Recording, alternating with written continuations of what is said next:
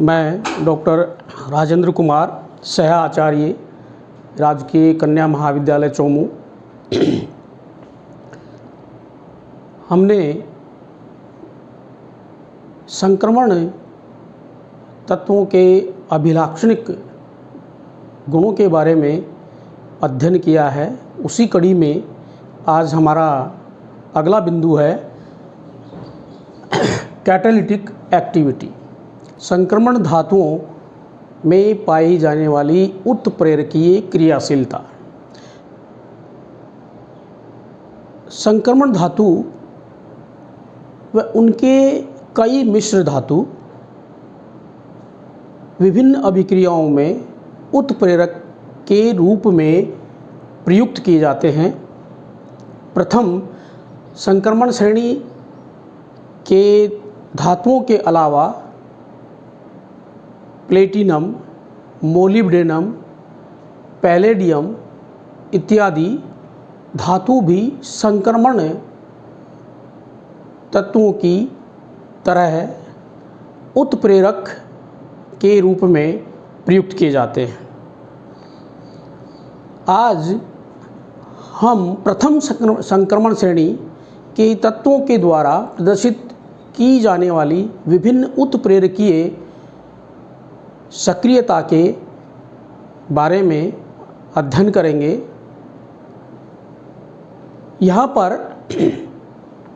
सर्वप्रथम कि प्रथम संक्रमण श्रेणी के जो तत्व हैं वे कौन सी अभिक्रियाएं हैं जिनके अंतर्गत उत्प्रेरक के रूप में कार्य करते हैं। तो सबसे पहला बिंदु यह है, नंबर 1, कि FeSO4 व H2O के मिश्रण को हम फेंटोन्स रिएजेंट के नाम से जानते हैं। और ये जो फेंटोन्स रिएजेंट है ये एज ए उत्प्रेरक कैटलिस्ट के रूप में प्राइमरी अल्कोहल के ऑक्सीकरण के द्वारा इसको एल्डिहाइड में परिवर्तन करने के लिए प्रयुक्त किया जाता है। यानी FeSO4 plus H2O2 ferrous sulphate और हाइड्रोजन पेरोक्साइड के मिश्रण को हम फेंटोन्स रिएजेंट कहते हैं। और यह रिएजेंट प्राथमिक अल्कोहल के ऑक्सीकरण के द्वारा उसको किसी एल्डिहाइड में परिवर्तन करने के लिए प्रयुक्त किया जाता है। उसके पश्चात नंबर 2, दूसरी अभिक्रिया है कि यहाँ पर नंबर 2 के अंदर जैसा कि हम जानते हैं कि अमोनिया के निर्माण की हैबर विधि के अंतर्गत इस प्रकार से नाइट्रोजन की जब हाइड्रोजन के साथ अभिक्रिया करवाई जाती है तो ये Fe आयरन व मोलिब्डेनम को एज ए कैटलिस्ट एक उत्प्रेरक के रूप में प्रयुक्त किया जाता है। उसके पश्चात नंबर 3, तीसरा जो बिंदु है, तीसरी जो अभिक्रिया है ये बड़ी महत्वपूर्ण है। देखिए, इस अभिक्रिया के अंतर्गत कॉपर और वैनेडियम को ऑक्सीकरण की अभिक्रिया में प्रयुक्त करते हैं एज ए कैटलिस्ट। और इस अभिक्रिया के अंतर्गत cyclohexanol plus cyclohexanol plus cyclohexanone copper और वैनेडियम उत्प्रेरक की उपस्थिति में ऑक्सीकरण की अभिक्रिया के द्वारा ये एडिपिक एसिड के अंदर बदल जाता है। और ये जो एडिपिक एसिड है वो बड़ा महत्वपूर्ण यौगिक है जो कि हमें नाइलॉन 66 के प्रोडक्शन के अंतर्गत काम आता है। ठीक इसी प्रकार नंबर 4, चौथा जो बिंदु है अपना वो है कि सल्फर डाइऑक्साइड के ऑक्सीकरण में वैनेडियम पेंटॉक्साइड, इस प्रकार से ये जो कैटलिस्ट है वैनेडियम पेंटॉक्साइड, ये सल्फर डाइऑक्साइड को सल्फर ट्राइऑक्साइड में परिवर्तन करने के लिए एज ए कैटलिस्ट एक उत्प्रेरक के रूप में प्रयुक्त किया जाता है। उसके पश्चात नंबर 5, पांचवा जो बिंदु है वो ये है आपका कि इस प्रकार से जो राने निकिल है, राने निकिल को एज ए कैटलिस्ट हम प्रयुक्त करते हैं विभिन्न अपचयन अभिक्रियाओं के अंतर्गत, जिसमें ये एडिपोनाइट्राइल राने निकल की उपस्थिति में कन्वर्ट हो जाता है आपका हेक्सामेथिलीन डाईएमीन के अंतर्गत हाइड्रोजनीकरण की प्रक्रिया के द्वारा, अपचयन की अभिक्रिया के द्वारा। ठीक इसी प्रकार हम कोई अनसेचुरेटेड असंतृप्त जो श्रृंखला है उसके हाइड्रोजनीकरण की प्रक्रिया द्वारा ये जो राने निकिल है वो उसमें कन्वर्ट कर देता है सेचुरेटेड संतृप्त श्रृंखला के अंतर्गत। तो इस प्रकार से हम जो वनस्पति घी के निर्माण में इसको प्रयुक्त करते हैं। ठीक इसी प्रकार जो नंबर 6 पॉइंट है वो है आपका पॉली एथिलीन प्राप्त करने के लिए यहाँ पर जो एथिलीन है उसके पॉलीमराइजेशन के द्वारा इसको हम पॉली एथिलीन में कन्वर्ट करते हैं। तो इस प्रक्रिया के लिए, इस अभिक्रिया में TiCl4 टाइटेनियम टेट्राक्लोराइड, जिसको हम जिगलर नाटा कैटलिस्ट के रूप में जानते हैं, को एज ए कैटलिस्ट, एक उत्प्रेरक के रूप में प्रयुक्त किया जाता है। तो यहाँ पर कि ये जो प्रथम संक्रमण श्रेणी के तत्व हैं वो विभिन्न प्रकार की अभिक्रियाओं में उत्प्रेरक के रूप में प्रयुक्त किए जाते हैं, लेकिन ये क्यों किए जा सकते हैं या इनमें उत्प्रेरकीय क्रियाशीलता क्यों पाई जाती है, इसके लिए ये है कॉज, यानी कि कारण, कि ये क्यों हमें या किस प्रकार से एज ए कैटलिस्ट अपनी अभिक्रियाएं प्रदर्शित करते हैं।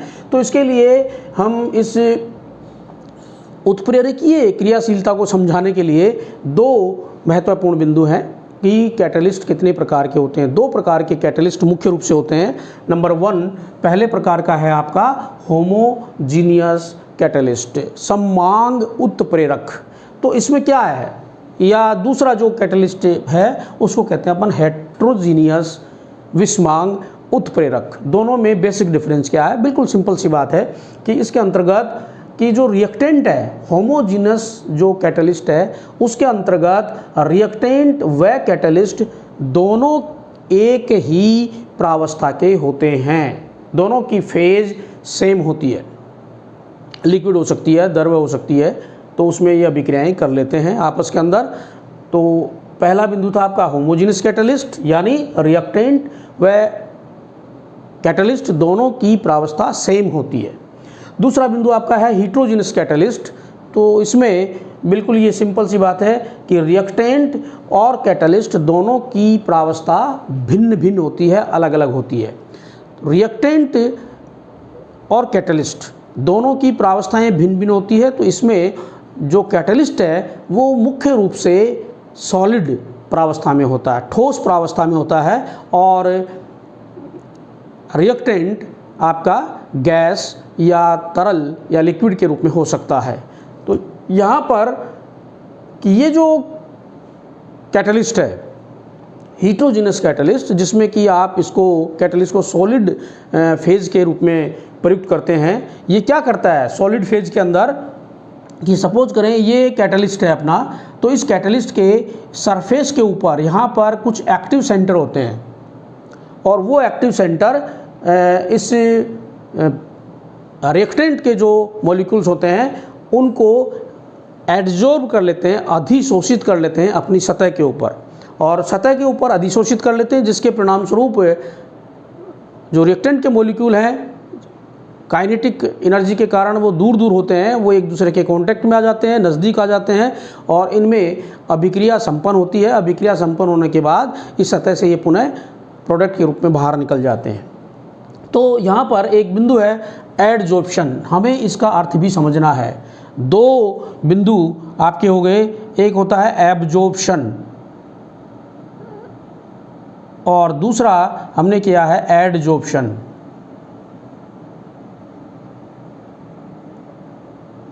दोनों में क्या अंतर है, एब्जॉर्प्शन अवशोषण और दूसरा है एडजॉर्प्शन अधिशोषण।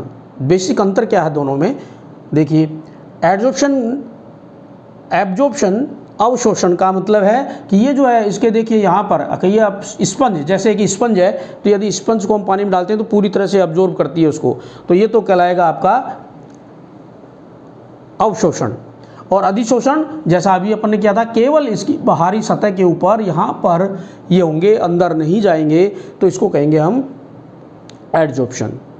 तो फाइनली हमारा कंक्लूजन क्या रहा कि संक्रमण तत्व संक्रमण धातु, उनके कई मिश्र धातु एज ए कैटलिस्ट विभिन्न रासायनिक अभिक्रियाओं में प्रयुक्त किए जाते हैं, जिनका दैनिक जीवन के साथ साथ उद्योगों में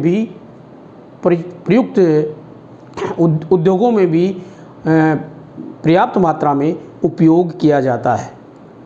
तो ये क्यों एज ए कैटलिस्ट काम करते हैं, कैटलिस्ट की तरह से रिएक्ट करते हैं, उसका एक ही बेसिक रीज़न है, और वो है कि संक्रमण धातुओं में उनके द्वारा प्रदर्शित की जाने वाली वेरिएबल ऑक्सीडेशन स्टेट, यानी परिवर्तनशील ऑक्सीकरण अवस्था।